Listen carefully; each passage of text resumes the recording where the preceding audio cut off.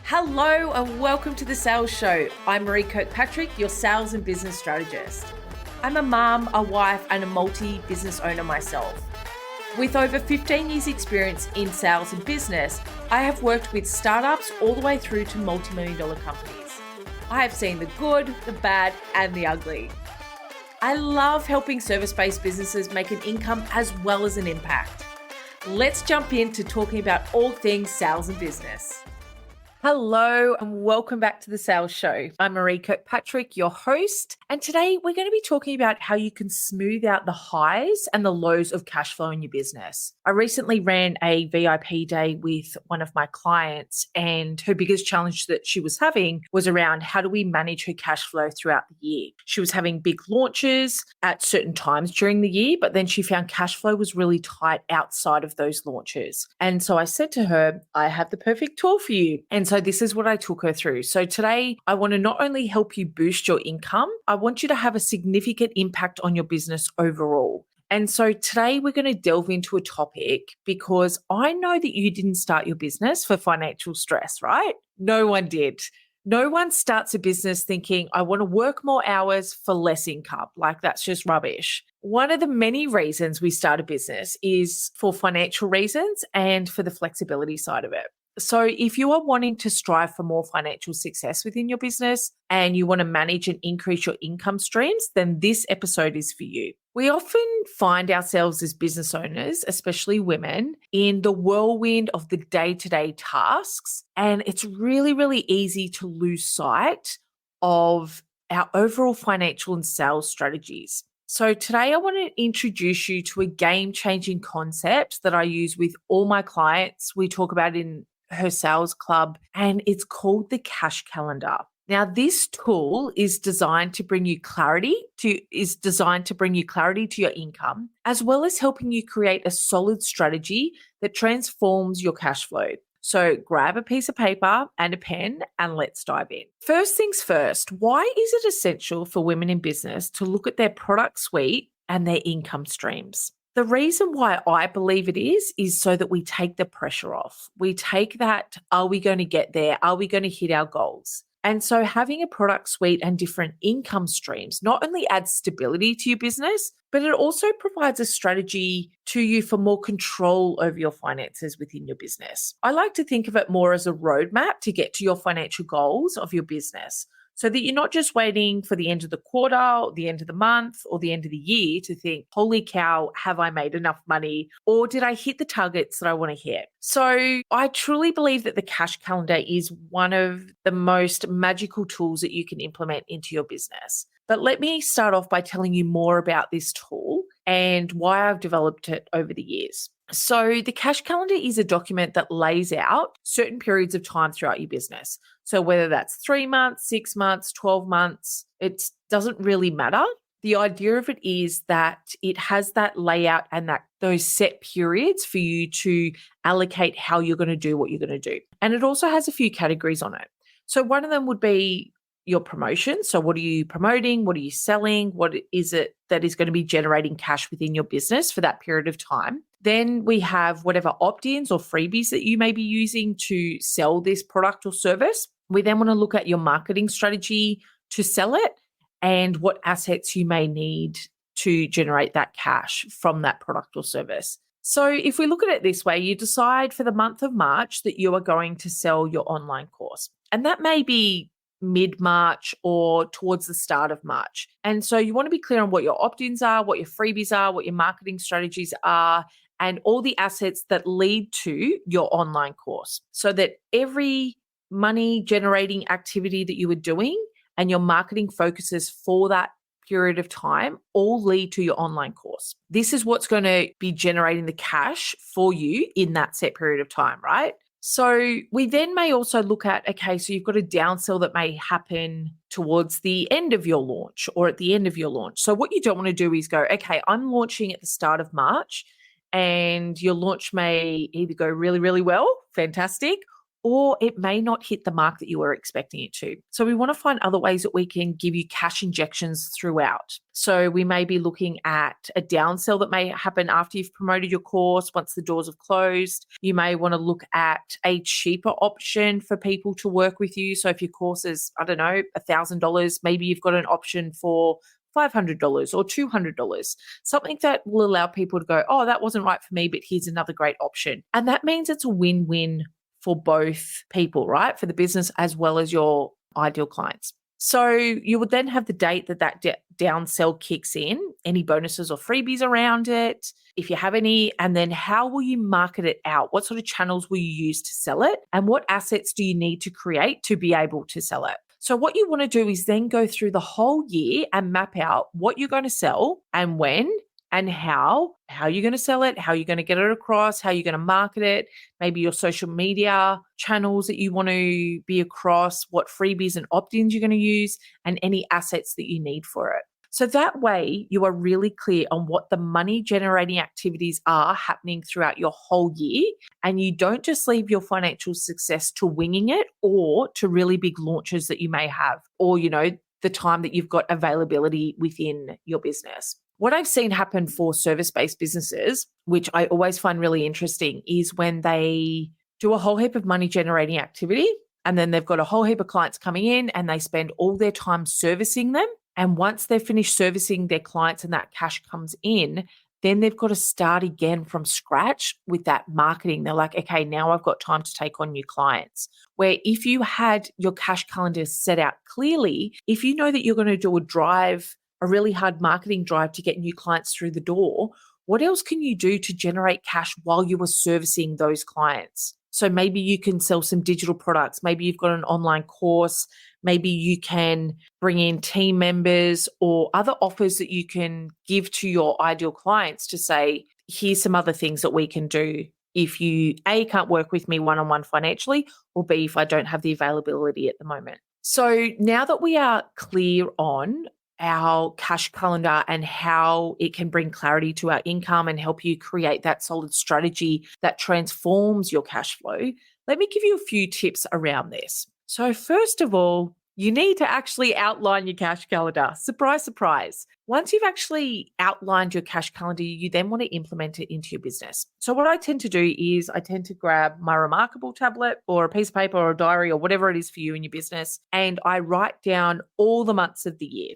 And in those months of the year, I then fill in the bigger rocks. So there'll be the launches of Her Sales Club. There will be any events or anything along those lines that I'm running, and I will plot them along throughout the year. I will then find what else in my product suite can I sell outside of those set periods of time. And then once I've done that, I then plug my marketing, my social media, and all my activities into that cash calendar. So it's all supported. It's not just when you're launching or offering a certain product or service.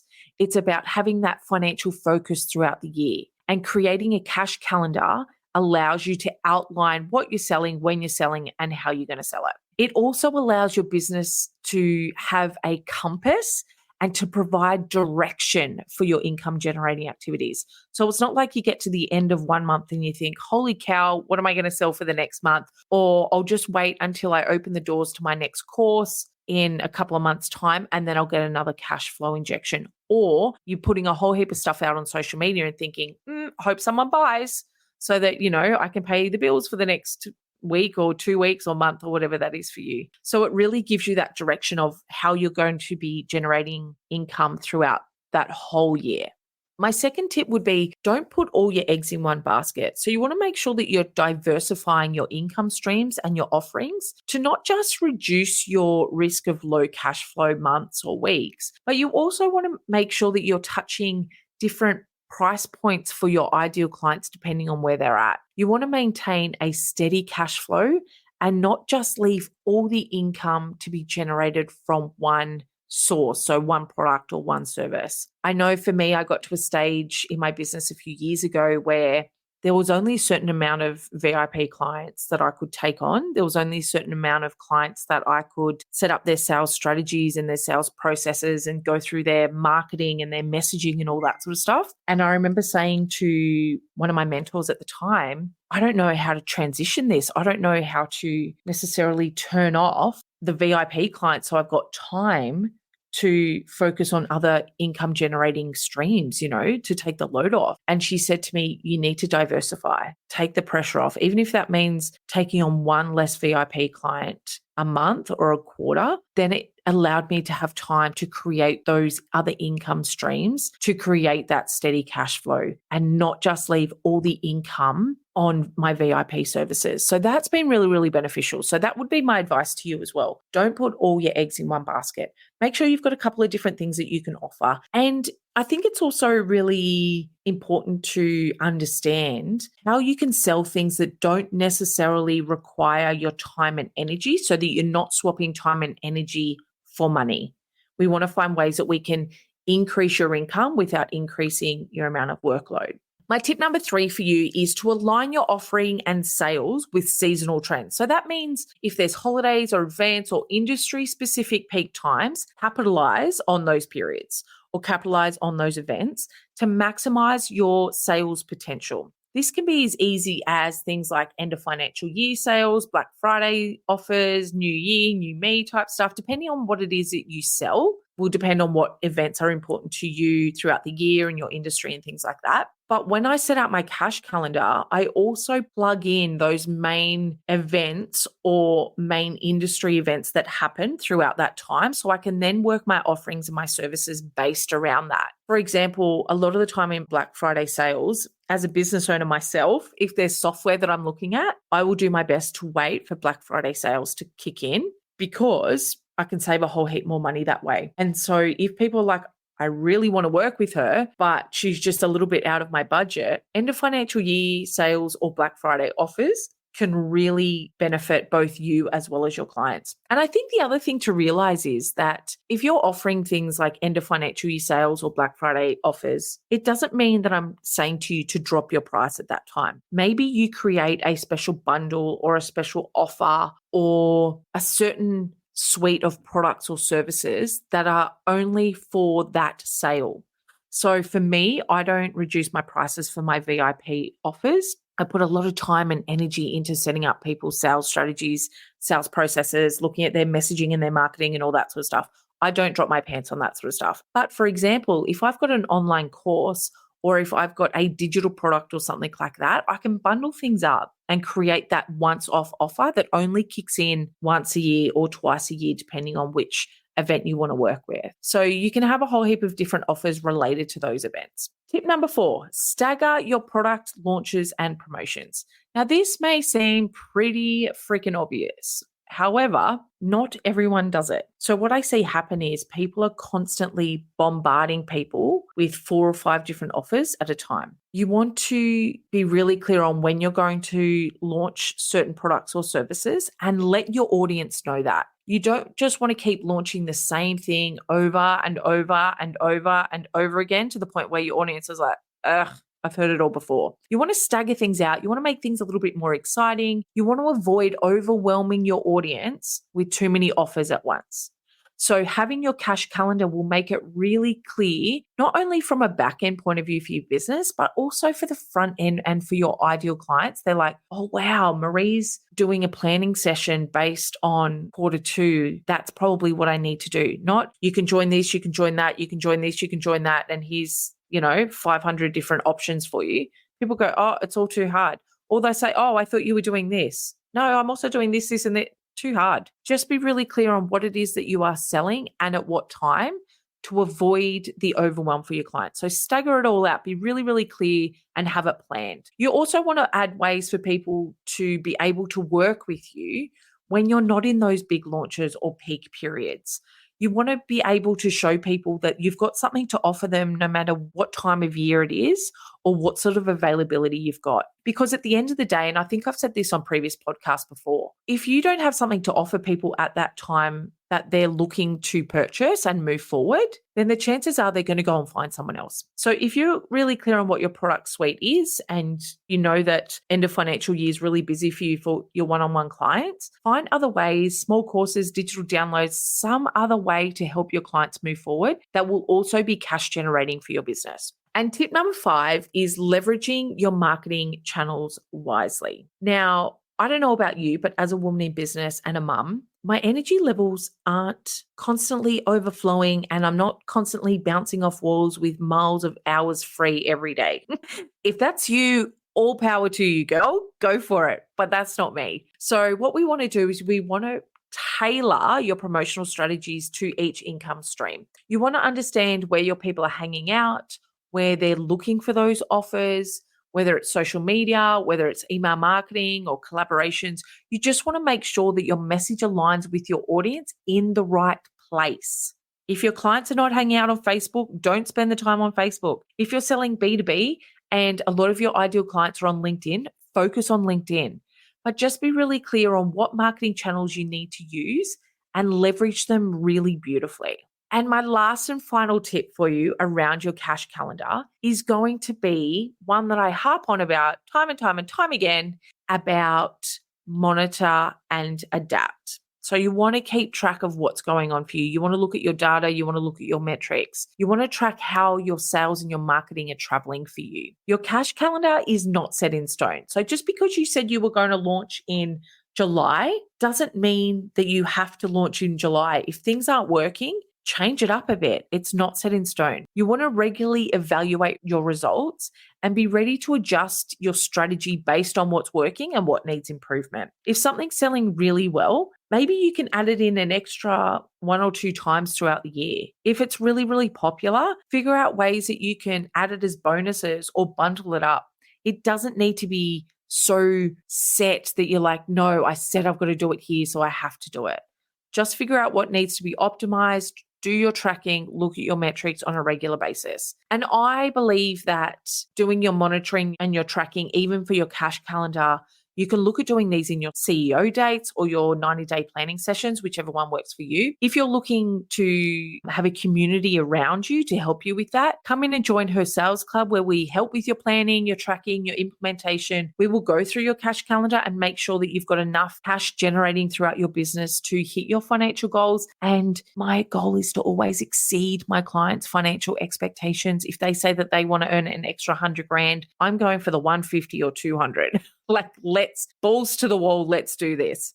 So make sure you're tracking it. If you need help, as I said, come and join her sales club. We would love to have you there. And now that you're clear on mastering that art of income streams and generating cash throughout your business, you're aware of the power of the cash calendar.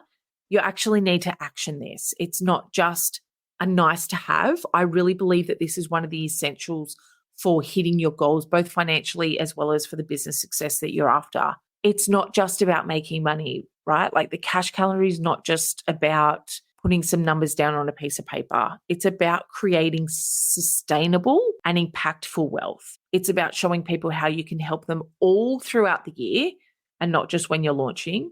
It's also about making sure that you've got clarity and you're clear on the strategies that you're going to use and how you are going to sell it. Marketing and sales, very different. Cash calendar brings them both in beautifully together. So thank you for joining us today on the Sales Show. If you have found this episode valuable, don't forget to subscribe and share. And I would absolutely be so grateful if you could leave me a review and I'll give you a shout out if that's the case. If you have any questions, please feel free to reach out. You can email me at podcast@mareekirkpatrick.com. We are opening the doors to her sales club over the next few weeks. If you want to jump on the wait list and get some extra bonuses, all you need to do is go to mareekirkpatrick.com/club. So until the next episode of the Sales Show, keep selling from a connected and relationship-focused space. Thank you so much for listening to this episode of the Sales Show. Please share it on social media for your friends to see and make sure you tag me at Maree Kirkpatrick so I can personally say thank you. If you would like to show me some love, leave me a review on Apple Podcast. I'd love to hear from you. Email me at podcast@mareekirkpatrick.com. And if you would like to work with me further or see any of the free resources mentioned on today's show, they can be found at mareekirkpatrick.com. I truly hope this podcast provides useful information and so much value to you so that you can build a business with impact and income.